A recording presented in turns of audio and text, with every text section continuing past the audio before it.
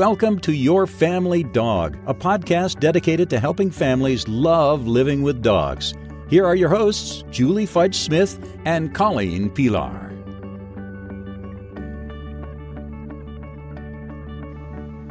Hi, welcome back to Your Family Dog. I'm Julie Fudge Smith, and I'm here with Colleen Pelar, and we have a special guest, Johanna Humbert. She is the Executive Director of the Michiana Humane Society in Michigan City, Indiana, which is about 60 miles from Chicago. How she got there is a really interesting career path. She worked as a development director for a major arts organization. She served time as a business manager at a TV documentary production company. And she managed an art gallery and staffed a nonprofit land trust, which introduced her to many of the people who now support the shelter that she runs. Pets have been a longtime part of Johanna's life, but she didn't live with dogs until she was 27 and adopted Buster, apparently the best dog in the world. So sorry we couldn't have met him. Currently, she shares her life with 2-year-old boxer pit mix Moses and 5-year-old lab pit Phoebe, who has her CGC. Apparently, Moses would also have his CGC, but he suffers from extreme car sickness and couldn't make it to class. So we have certainly had experiences with that as well. So welcome, Johanna. Thank you so much for joining us on Your Family Dog. Colleen, it's a pleasure to be with you. Oh, well, we're so glad you're here. Colleen, you have the first question, I believe. I do. And Johanna, first off, I just want to back up a little bit because that bio is a really interesting and circuitous route to find yourself in an animal shelter. Can you tell us a little bit about how that happened? Well, I never really had a career. I sort of followed what became available to me and what was interesting to me. And my last position before being here was at the Land Trust, which is in the same community, more or less, where I am located now. And the former person who had been running this shelter was embezzling. And that's a whole long story we won't go into, but they had gotten rid of her and they were ready to move the organization forward. And I happened to know some of the people on the board of directors. And as they were figuring out what qualities they were looking for, they thought, oh, Johanna does all these things and she loves dogs and cats. So maybe that would work. And that's how I ended up here. Well, awesome. That's a great story. I think this is going to give us enough for a third podcast. We can have a whodunit podcast after we talk about shelters. Yes, we could. So when a family is looking to adopt an animal from a shelter, how do they know if they're going to a good organization, one that's taking the right kind of care of the animals and putting out animals that'll be good family pets? Right. Well, I think one of the best things that people can do is visit a number of shelters. And the color of the paint on the wall is not what you're looking for. And whether the staff wears beautiful uniforms or are in T-shirts is not what you're looking for. What you want to find is a place where if you're in the dog kennels and you say, tell me about Sam here, the staff is able to tell you something about Sam. And what they tell you is not Sam is a black lab mix, but what they tell you is Sam only likes female dogs, and he does best if you are introducing them on grass and not on asphalt. Then you know that the staff has spent time with the animals and has some understanding of their behaviors and will be better able to help to match you up with the sort of animal that you're looking to adopt. I think that's really important. Very good. Now, Colleen, because this is all audio, our audience does not know that you and I have been nodding all the way through what Johanna has been saying.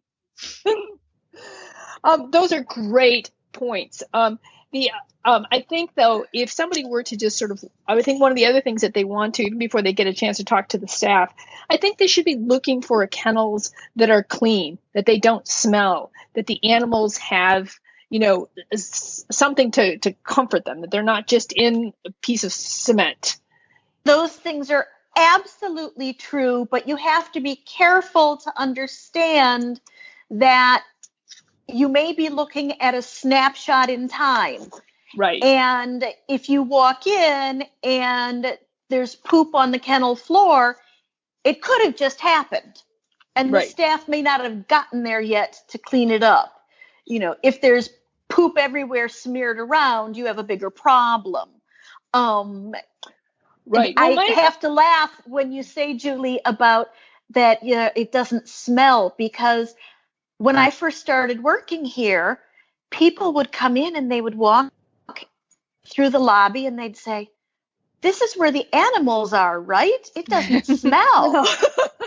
And it became a real point of pride as I started to visit other sheltering organizations, and I realized that any shelter, when you first walk in the door at 8 o'clock in the morning when the staff arrives, there are going to be odors because the animals have been overnight not going out.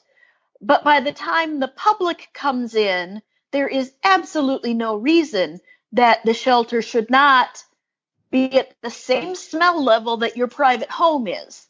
And that has become a real point of pride for us. In fact, at one point, I wanted to suggest it as our theme of the year, Michiana Humane Society, we don't smell. And Not everybody was it went for adopted that. No, we went with something else that year. Well, I think that's a really good point, because I think there's a difference between, he's just pooped and I smell that, sort of a fresh excrement, right, as opposed to there's this lingering, awful, excremental smell. And that's what you really want to avoid, because if you have these lingering stale odors, that means that hygiene is not being taken care of, and that could impact not just the well-being, but the health of these animals and all the other animals. And that's really important. Yeah.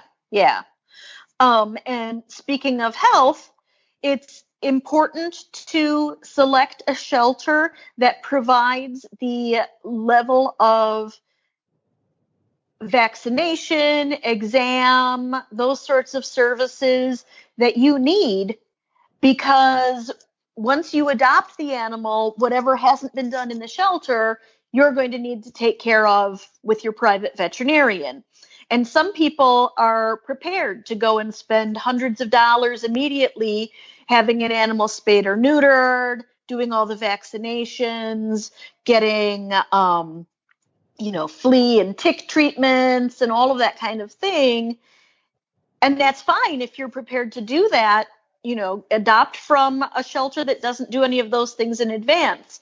But most people who are adopting really appreciate knowing that when they pay their adoption fee, they're getting an animal that still should go to the veterinarian within the next 2 weeks. We always tell people, go get them checked out, get a file started with your vet, but you won't have to get the combination parvo vaccine and all the flea and tick stuff and all the heartworm testing and everything else. That will already have been done for you.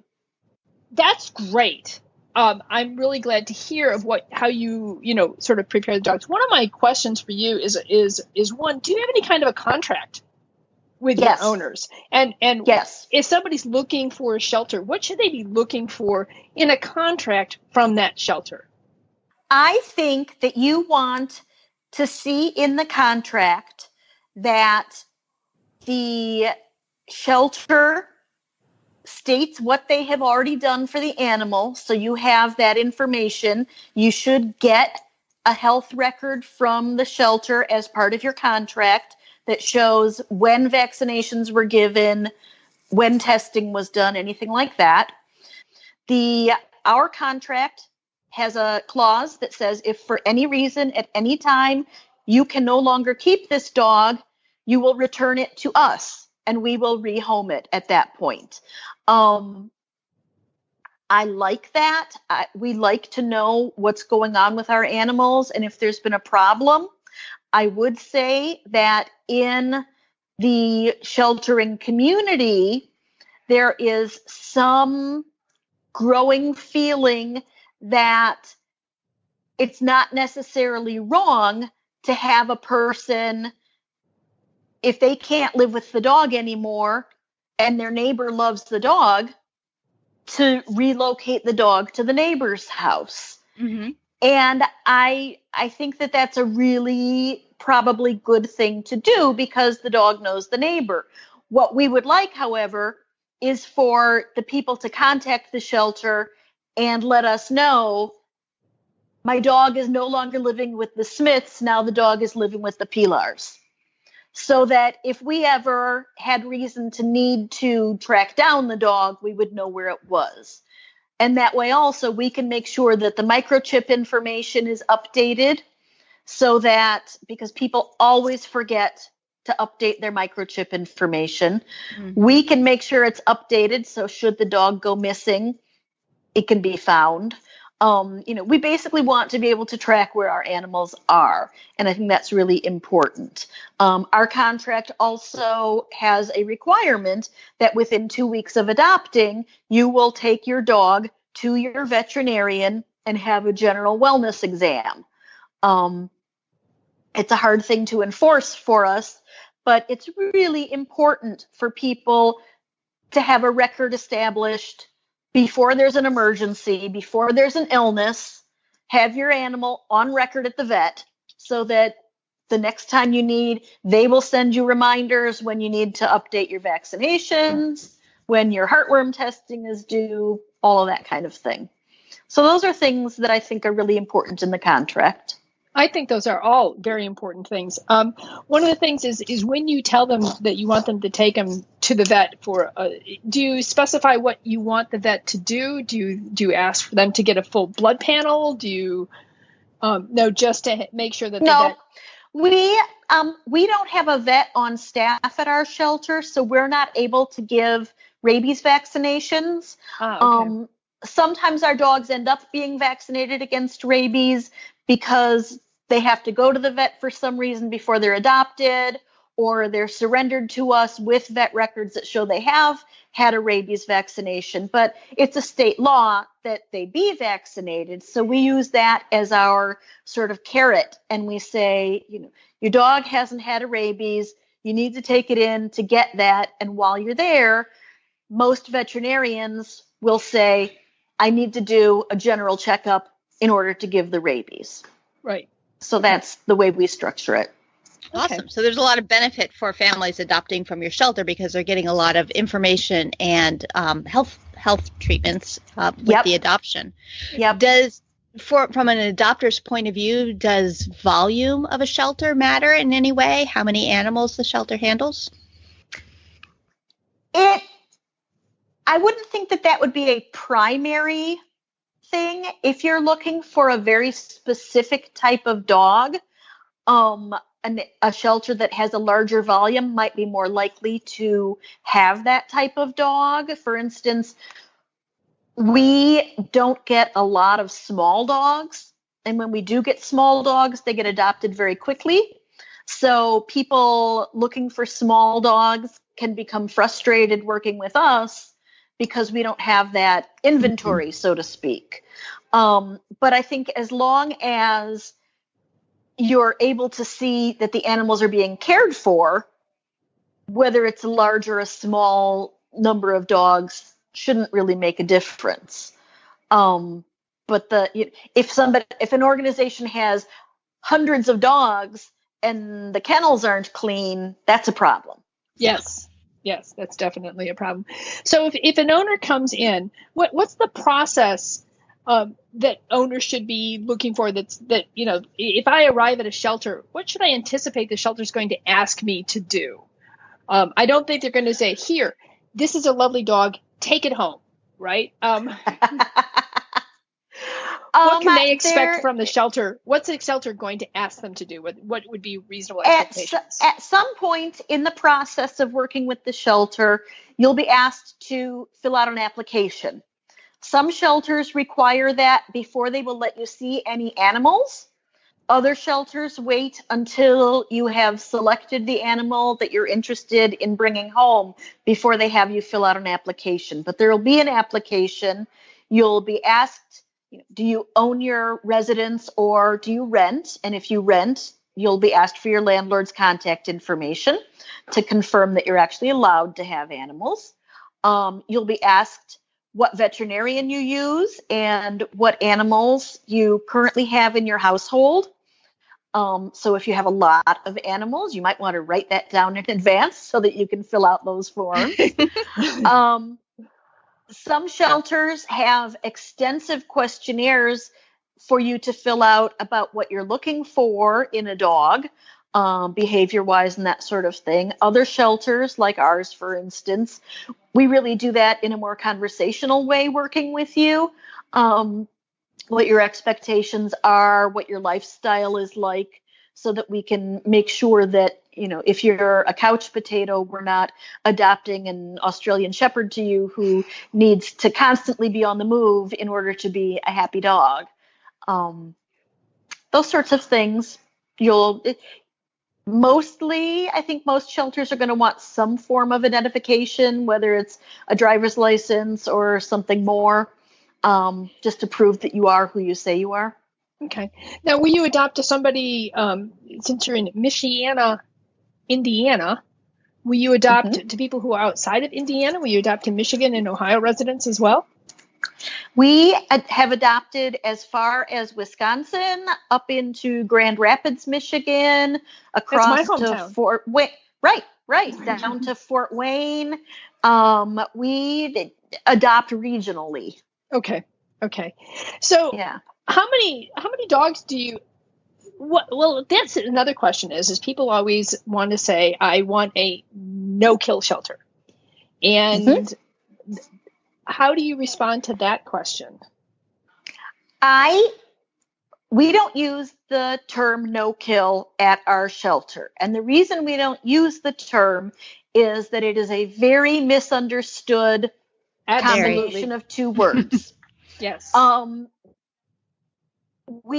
Our what's called your live release rate, so animals that come to our shelter, spend time here, and then leave our shelter, our live release rate is about 97%. That's excellent. Excellent. Yeah.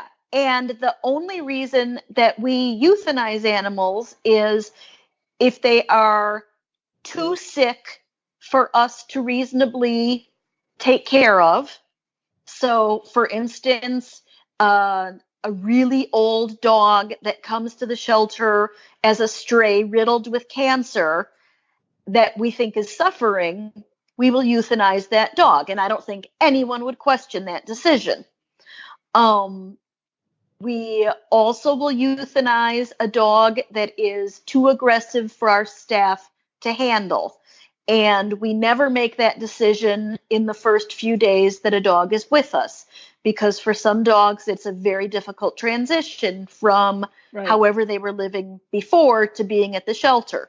So we take time to assess whether we think this dog is going to be able to make a relationship with at least one of our kennel staff. But if there reaches a point in time that the dog is guarding its kennel, no one can get it out, it can't go out for a walk because no one can handle it. At a certain point, you have to question the quality of life and say, absolutely, this is not the right way for a dog to live.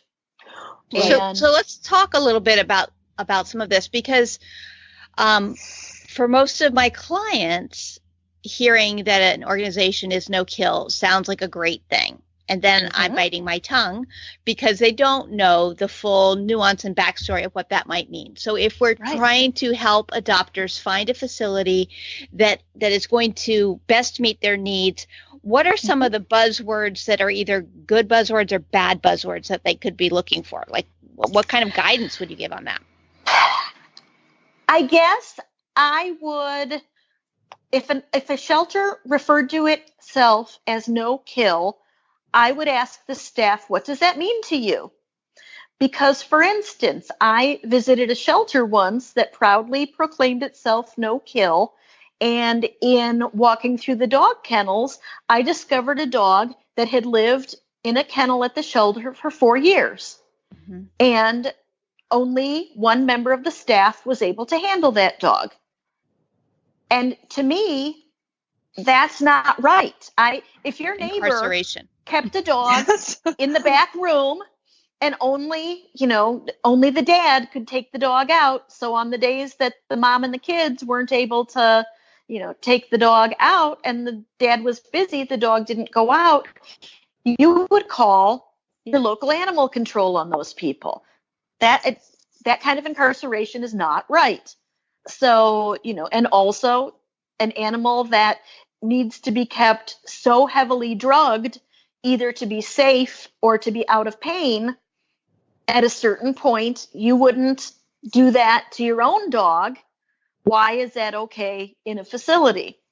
But I don't know that there are specific buzzwords, Colleen. I think that you just need to explore it a little more deeply.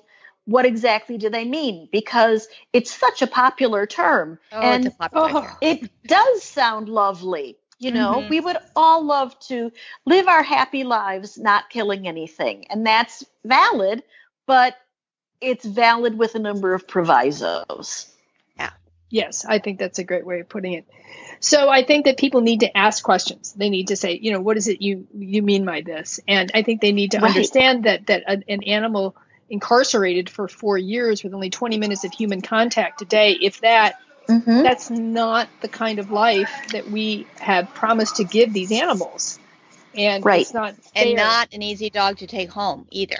Like, not if an you easy decide dog that to I'm take the one home. who's going to save that one, you're taking home a huge challenge. Yeah. Well, if you consider, the 5 freedoms that sort of define animal welfare, the notion of an animal being able to express its normal animal behavior, it doesn't happen in a 3 or 4 foot by 8 foot kennel run. Yeah, and we'll link to those 5 freedoms in the show notes. So we did 2 podcasts they're very on helpful. those. Yeah.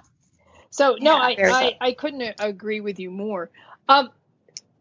Do you also? I know that I have had several people who have come to me as a trainer who said, I adopted this dog, and part of my contract was I had to go to obedience class. Do you require that from your owners? I would love to be able to require that. In this area, we do not have a lot of options for training. And so we wouldn't be able to adopt our dogs out if we required everyone to go to class.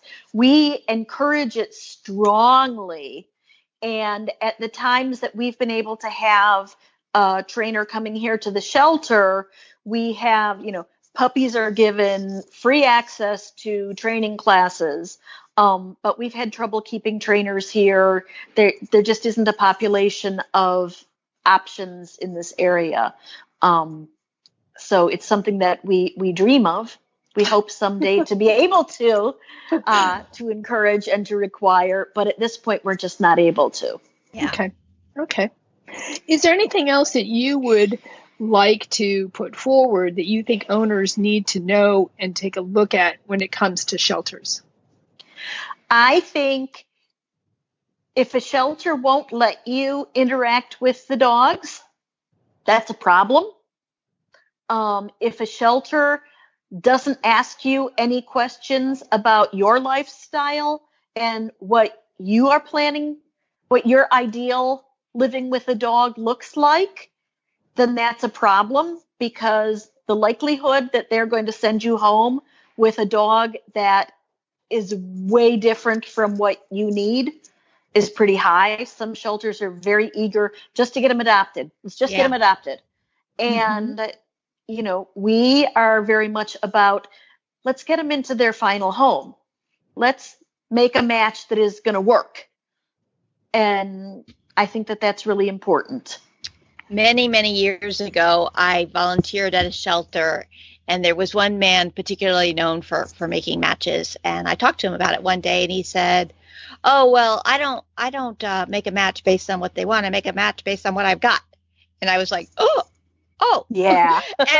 Oh dear. And At the time, I wasn't sure how I felt about that. And over the years, it's become more and more and more upsetting to me because I've seen so many families who have a bad match, but big hearts. They want to make it work now because now they've committed and they are falling for the animal that they've adopted, but it's not the animal that they should have adopted. Right. And that's a tough thing. So I think that was a really wise advice to end on for this one. Yeah, I think so too. Thank you so much, Johanna. And stay tuned for part 2 with Johanna when we talk about owners and shelters. Now that we've talked about shelters. Thanks, Johanna. We'll see you on the next episode. Thanks for listening to Your Family Dog. Got questions? Interesting ideas? Colleen and Julie would love to hear them. Call 614-349-1661 or visit www.yourfamilydogpodcast.com to share your thoughts.